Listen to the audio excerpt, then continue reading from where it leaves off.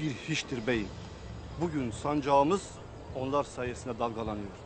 Muhakkak. Doğru dersin. Alplerimiz bizim her şeyimizdir. Ama siz beyleri olarak, büyükleri olarak onlara doğru yolu göstermezseniz halimiz nice olur. Böyle giderse Alplerin içindeki ataş bizi yakar.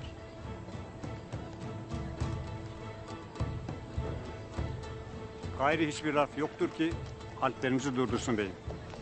Herkes Ertuğrul Bey'in lafları sayesinde umutla dolmuştur. Müsaadenle.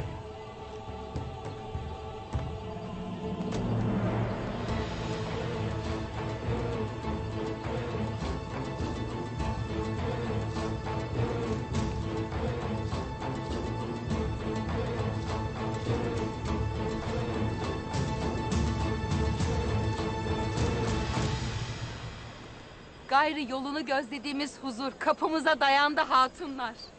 Tüm dertlerimiz, tasalarımız. Gündoğdu Bey beylik makamına geldiğinde son bulacak. İki oba birleşip Ahlat'a yerleştiğinde nasıl güçlü olduğumuzu göreceksiniz. İnşallah. İnşallah. Türkmen obaları birliğimize imrenecekler. Huzurumuzu, kudretimizi kıskanacaklar. Selcan Hatun. Halime Sultan da dediklerinin tam zıttını der. Kime inanacağımızı bilemez olduk Selcan Hatun. Bilmeyecek bir şey yok hatunlar. Siz de bilirsiniz ki Halime benim kardeşimdir. Lakin Halime Sultan da, ona inananlar da büyük gafletteler. Onlar bizi bilmeden felakete sürükler. Gündoğdu Bey, bey olduğu vakit hepimiz huzura kavuşacağız. Yekpare olacağız. İnşallah.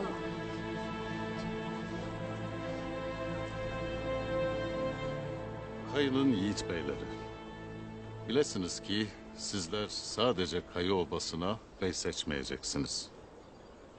Vereceğiniz karar Dodurga boyunu, Türkmen obalarını, Moğol baskısı altındaki devletimizi bir tesbihin taneleri gibi Anadolu'ya dağılmış, vahdetini yitirmiş tüm Müslümanların geleceğini ilgilendirecektir.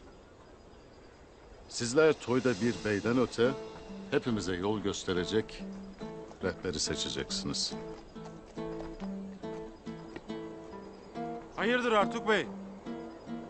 Senin gibi bir Dodurga beyine hiç böyle ahval yakışır mı?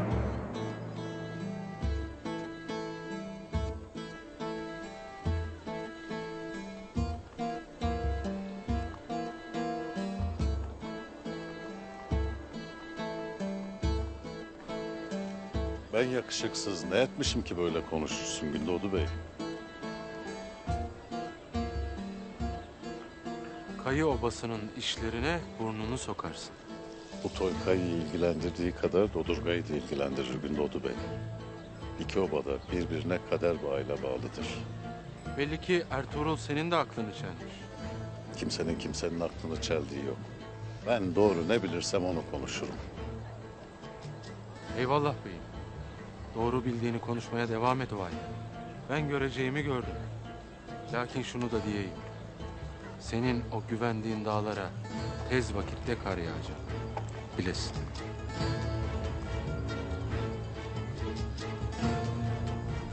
Gündoğdu Bey, Akçabey Otağı'nda sizi bekler.